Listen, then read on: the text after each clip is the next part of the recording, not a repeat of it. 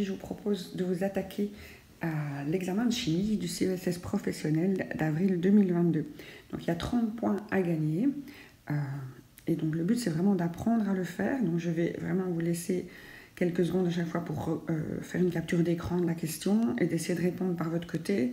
Et puis, je vais essayer de reprendre chaque fois toute la théorie cachée derrière les questions, quitte à me répéter plusieurs fois. Donc, si vous voulez juste voir la réponse finale pour voir si vous avez bon, je vais chapitrer la vidéo et vous n'avez qu'à chaque fois passer au chapitre suivant pour avoir la réponse tout de suite. Si vous avez des erreurs, revenez en arrière, écoutez les explications.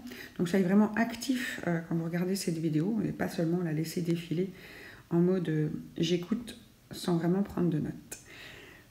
Voilà. Alors, la question 1 est assez longue.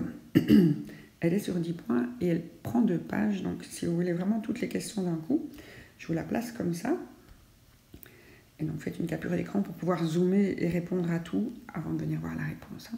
Voilà, donc définir le terme réducteur. Donc, un réducteur, c'est une espèce chimique, c'est pas une réaction, c'est vraiment un atome, un ion, capable de faire quelque chose. Alors, en oxydoréduction, ce sont des échanges d'électrons. Donc, il y a des gens qui vont pouvoir perdre des électrons et donc devenir des ions positifs, ou être un ion négatif qui devient quelque chose de neutre. Tout ça, c'est des gens qui savent perdre des électrons. Il y a d'autres espèces chimiques qui vont être capables de prendre des électrons. Ça va être justement les ions positifs qui redeviennent neutres, ou bien les non-métaux qui vont pouvoir devenir des ions négatifs. Donc ici, le réducteur, le terme, vraiment, moi j'appelle ça les raids. Donc le truc mémotechnique, c'est vraiment le raid pair. Donc ça, ne mettez pas sur votre réponse. Donc une espèce chimique capable de perdre des électrons. Alors, je ne sais pas s'ils acceptent les abréviations, mais j'espère. Sinon, vous écrivez en entier. Alors, le nom de la réaction subie par l'oxydant. Donc ici, nous avons un chapitre qui parlera d'oxydation ou de réduction. Donc l'erreur la plus courante qu'on fait, c'est se dire oxydant, ça va avec oxydation. Mais en fait, non. Donc quand vous avez un oxydant, l'oxydant il prend, donc de nouveau c'est un truc. En fait, un oxydant va provoquer une oxydation, mais de son compagnon. Donc un oxydant va réagir avec un réducteur et il va provoquer l'oxydation de son copain. Et le réducteur, lui, il va provoquer la réduction de son copain. Donc quand on a un oxydant, on provoque une oxydation. Quand on a un réducteur, on provoque une réduction. Et donc que subit l'oxydant qui prend? Donc un oxydant, ça prend des électrons et ça va devenir son réducteur conjugué. Donc, quand on prend des électrons, ici, vous avez une réaction plus des électrons. Et donc, ça, c'est la réduction. Donc, soit vous réfléchissez en vous disant l'oxydant se fait attaquer par un réducteur, donc il subit une réduction. Soit vous utilisez le oxydant prend des électrons, il y a le plus, et donc vous avez le U qui est présent dans réduction. Alors, vous avez toute une liste, il faut déterminer et recomposer tous les couples oxydant-réducteurs possibles. Et donc, vous avez un argent et son copain. Vous avez un fluor qui a son copain, vous avez un hydrogène qui a son copain, vous avez, c'est tout après, ah oui, les chromes qui ont leur copain, le cuivre n'a pas son copain, on ne vous l'a pas donné, l'oxygène n'a pas de copain, et le zinc n'a pas de copain non plus, et le manganèse, je n'en vois pas non plus. Donc il n'y a pas de copain, donc c'est le plus possible, il n'y en a pas pour tout le monde. Donc, reconstituer des couples, vous voyez qu'il vous les présente, l'oxydant barre réducteur. Donc, même si ce sont des réactions redox, les couples, c'est ox-red. C'est assez embêtant. Et donc, on vous dit qui est oxydant et qui est réducteur. Vous avez aussi à l'arrière du tableau périodique disponible, le jour de l'examen, la liste des couples ox-red. Donc, vous pouvez les rechercher dedans. Donc, H+, il est avec H2. Il faut chaque fois reprendre des couples qui font partie de la même espèce chimique, du même élément. Et donc parfois vous avez un non métallique qui prend des électrons ou un non-métal neutre qui prend des électrons. Tout ça, ce sont bien des oxydants qui prennent. Alors le dernier, c'est Cr3+, qui est capable de faire d'autres ions que le Cr3+.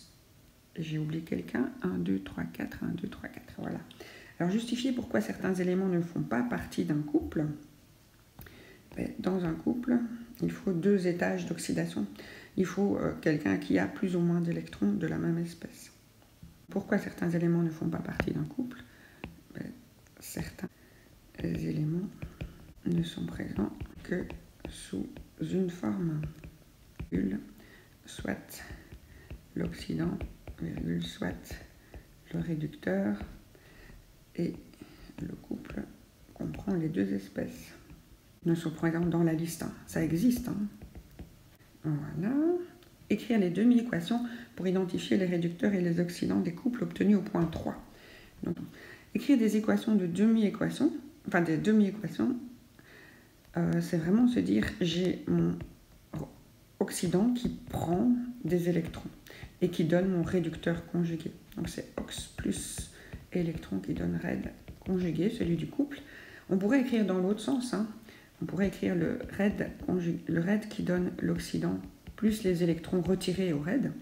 Et donc quand Ag plus devient Ag, c'est un électron, donc on n'écrit pas le 1. Quand H plus est en couple avec H2, attention qu'en chimie, il faut bien toujours équilibrer, donc il y a bien 2 H dans H2. Et donc la forme H2, c'est une molécule qui contient 2 atomes, et donc chaque ion positif va s'accrocher ensemble pour donner H2. Et donc quand on a 2 H+, on a besoin de prendre chaque fois un électron pour chacun des H+. Et donc on doit éliminer 2 plus, ici il y a un plus et puis un deuxième plus, et donc on va prendre 2 moins pour avoir aucune charge à droite. Pour le F2 qui donne F-, ça va être le même genre. Vous avez F2 d'un côté, vous avez F- de l'autre, vous avez 2F dans le F2, donc vous devez prendre 2F-. Du coup vous avez 2 moins à droite, et du coup vous devez prendre 2 moins à gauche pour être avec autant de moins à gauche qu'à droite.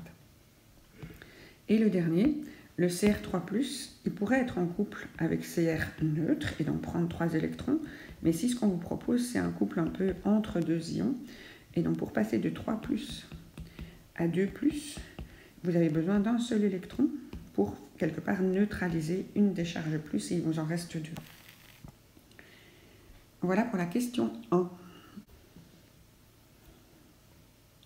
Alors, pour fabriquer une pile avec des pommes de terre, on a besoin de 2 clous galvanisés en zinc, de 2 pièces de cuivre, de 2 pommes de terre fraîches fermes, d'une petite horloge et de 3 fils électriques ayant une pince crocodile de chaque côté. Donc, schématiser la pile et légender. Donc, si nous donne 2 pommes de terre, 2 clous et 2 pièces, donc ça c'est un clou de zinc. On peut mettre zéten ou zinc, hein. Ici, on a une pièce de cuivre. Et donc, c'est bien des solides. À partir du moment où vous avez des solides, c'est des atomes neutres. Ils ne sont pas chargés. Alors, les 3 fils électriques et la petite horloge. Donc, ce qu'il faut vraiment, c'est de se dire, je vais avoir une horloge. Elle va être reliée à quoi? Pour moi, elle devrait être reliée à l'autre métal. Et en fait, si on veut le 3e fil, on va le faire relier de l'un à l'autre. Alors, ce qui se passe dans la pomme de terre, c'est vraiment le pont salin, hein, qui va permettre aux ions de passer. Donc, quand on fait une pile avec des petits pots de verre, il faut relier les compartiments avec chacun des métaux par un pont salin. Ici, la pomme de terre qui est humide, qui contient des compartiments de cellules, va pouvoir jouer ce rôle de séparation tout en étant reliée par de l'humidité.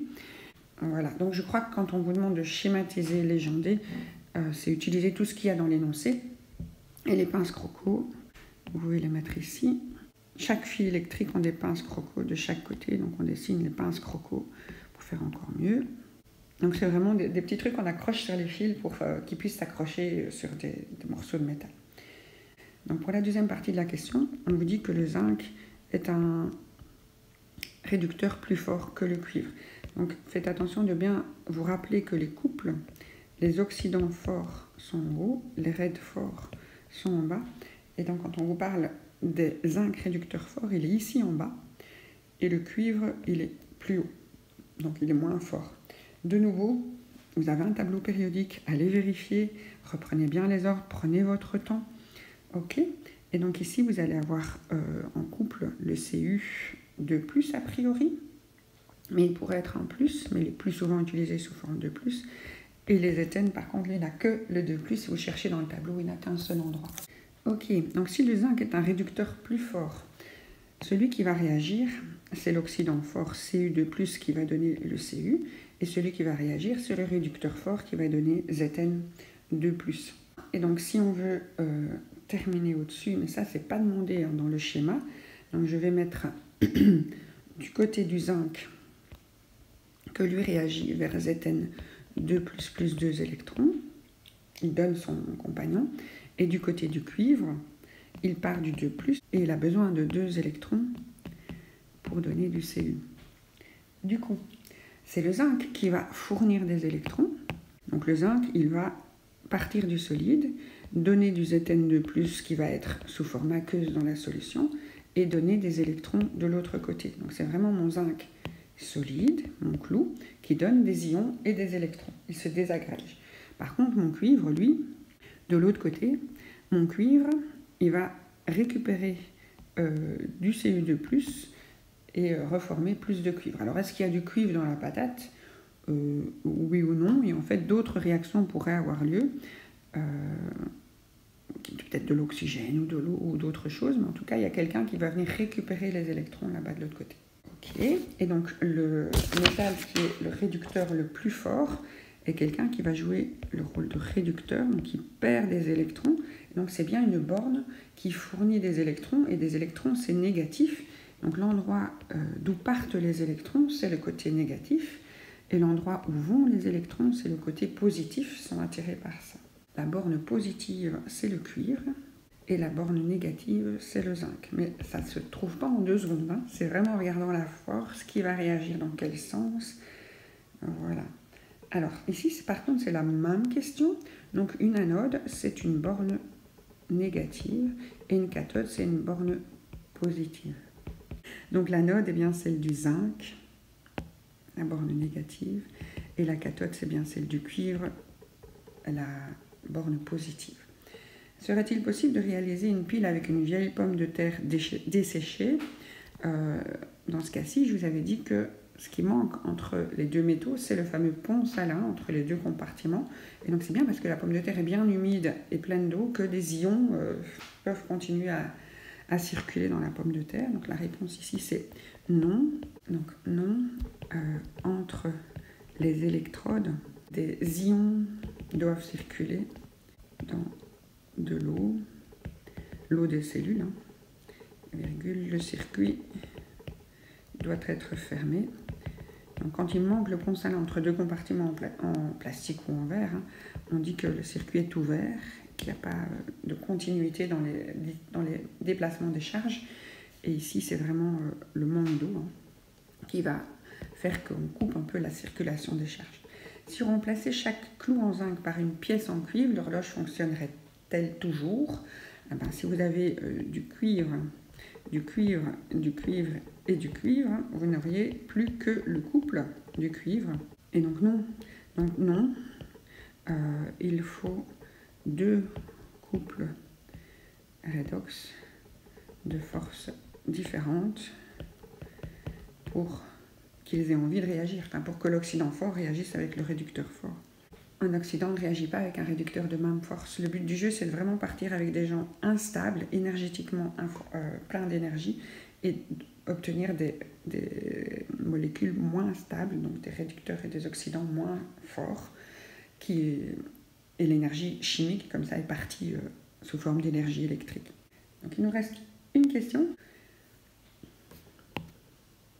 Donc l'oxydant d'un couple oxydant-réducteur est l'espèce qui capte les électrons. Donc un oxydant prend, et capter, c'est bien les prendre. Une oxydant-réduction peut avoir lieu entre 2 oxydants? Non. Vous avez toujours un oxydant qui prend, un réducteur qui perd, et qui vont réagir ensemble en se donnant, le réducteur va donner les électrons à l'oxydant, et donc l'oxydant va devenir un réducteur conjugué, et le réducteur un oxydant conjugué, et ce sera toujours des forts qui vont donner des plus faibles. Et donc non, pas entre 2 oxydants, il faut un oxydant et un réducteur. Si un réducteur est transformé en oxydant au cours d'une réaction d'oxydoréduction, donc un réducteur qui devient un oxydant dans la réaction d'oxydoréduction, donc c'est plutôt ici, le réducteur qui devient son oxydant conjugué, on dit qu'il est réduit. Donc le réducteur provoque la réduction de l'oxydant. C'est ça le job d'un réducteur. Donc un réducteur provoque la réduction de son copain, réduction, et lui subit son oxydation, puisque c'est l'oxydant qui l'attaque. Alors, une réduction, c'est plus des électrons, l'oxydant prend. Une oxydation, c'est une perte d'électrons, le réducteur perd. Et donc, vous voyez que le réducteur subit une oxydation, donc il n'est pas réduit, il est oxydé. Quand on subit une réduction, on est réduit. Quand on subit une oxydation, on est oxydé. Donc, le réducteur, pendant sa transformation en oxydant, on est vraiment... le réducteur qui devient un oxydant, il subit une oxydation, il est oxydé, donc il n'est pas réduit. Dans le couple Ag plus Ag, on sait que Ag plus est le réducteur puisqu'on l'écrit en premier. Ben non, regardez dans votre tableau, à l'arrière, on vous met bien oxydant et réducteur. Et donc c'est vraiment, les couples s'écrivent oxred, l'oxydant devant. Donc c'est faux. Dans les solutions, la conduction du courant électrique est assurée soit par les électrons libres en solution, soit par les ions. Alors, les solutions, c'est vraiment ce qu'il y a de l'eau dedans. Là-dedans, vous allez avoir du Cu2+, ou d'autres ions. Et donc, vous allez vraiment avoir des ions. Et les électrons, eux, ils circulent dans les fils. Surtout jamais dans les solutions. Sinon, vous imaginez, on se ferait électrocuter en touchant de l'eau. Et donc, non. Pas dans les électrons libres en solution. Les électrons libres, c'est dans le fil, donc c'est faux à nouveau. Un ampèremètre se branche toujours en série dans un circuit électrique. Alors un ampèremètre mesure des ampères, et les ampères, c'est l'intensité du courant. Et donc c'est les électrons qui circulent dans le fil. Et donc quand vous avez un circuit électrique, vous prenez un générateur et vous mettez des choses dedans, une ampoule ou des choses comme ça. Et si vous voulez mesurer le nombre d'électrons qui est en train de circuler, donc du côté moins vers le côté plus, vous avez les électrons qui sont en train de bouger. Ben pour mesurer les électrons, vous devez vraiment vous mettre dans le fil et voir combien d'électrons sont en train de passer en vous quelque part. C'est comme si vous regardiez le débit d'un tuyau. Et donc oui, c'est vrai, ça c'est être en série. Alors si on veut continuer un petit peu la théorie, si vous aviez un voltmètre, vous devriez lui le mettre en parallèle. Donc si vous voulez mesurer le nombre de volts, la tension, vous devez vous mettre en parallèle. Parce que là, vous devez quelque part mettre vos mains de chaque côté pour savoir... La tension, c'est la force, la pression qu'ont les électrons dans le fil, qui sont donnés par justement l'envie, la force des oxydants et des réducteurs. Donc vous devez vraiment vous mettre de chaque côté de l'appareil ou de chaque côté du générateur pour sentir la différence, l'envie de passer de l'un à l'autre, le dénivelé de force entre les deux. Donc ça, c'est en parallèle pour les voltmètres. Mais ici, l'ampèremètre, c'est bien en série. Alors, le courant électrique, par convention, circule dans le sens inverse de circulation des électrons. C'est vrai. Donc, les physiciens, quand ils ont appris que c'était des électrons qui circulaient dans les fils de métal, et qu'ils se sont rendus compte que leur convention qu'ils avaient choisie avant de savoir que c'était ça n'était pas la bonne, ben, ils ont été peut-être un petit peu fiers. Et ils n'ont pas corrigé. Ils ont bien... Donc, si vous avez des électrons qui sortent de la partie négative, donc les électrons, ils sont négatifs. Donc ça, c'est les électrons. Par convention, le courant, c'est à l'envers. Du plus vers le moins. Voilà. Et donc ici, si c'est une pile, il manque mon ponce à la... Mais, donc les I, c'est bien dans le fil. Et il faut quelque chose dans le fil. Il y a des courts-circuits ou je ne sais pas. Voilà, donc il y a la petite pile, les électrons qui sortent du côté qui fournit les électrons, la borne négative, l'anode. Alors, dans un circuit électrique où il y a une pile, le courant circule du pôle moins de la pile vers le pôle plus. Donc, si on parle du courant du sens physique, hein, on ne parle pas des électrons. Donc, le courant, c'est bien l'intensité, le I, le courant au sens conventionnel du terme, et donc il va du plus vers le moins, à l'envers des électrons, donc c'est pas bon. Du plus vers le moins. Les électrons vont du moins vers le plus, mais le courant, ils vont du plus vers le moins. Donc c'est faux. Alors, le pôle plus d'une pile est l'électrode dû à la réduction.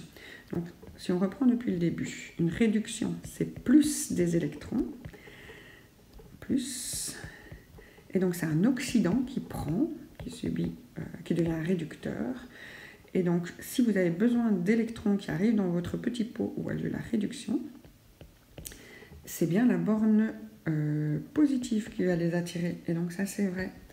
Donc, le côté qui attire les électrons, des électrons négatifs, c'est la borne positive. Après, une demi-pile, donc le parti d'un côté de la pile, qui contient un oxydant 1 et le réducteur d'un autre couple. Ah ben non, c'est pas possible ça. Parce que si vous mettez l'oxydant 1 et le réducteur de l'autre couple, ils vont réagir dans le compartiment même et ça va pas être une pile. Le principe d'une pile, c'est justement de séparer les couples pour que les électrons soient obligés de passer par un fil entre les deux.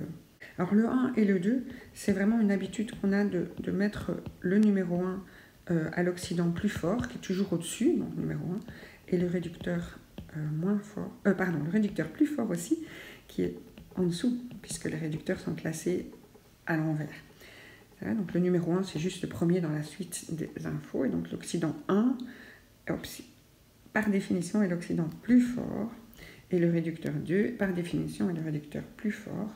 Et donc le réducteur 2 va donner son conjugué, et l'oxydant 1 va donner son conjugué. Hop, toujours du couple 1. Et surtout, on les sépare. On ne va surtout pas les mettre dans le même pot. Donc c'est faux.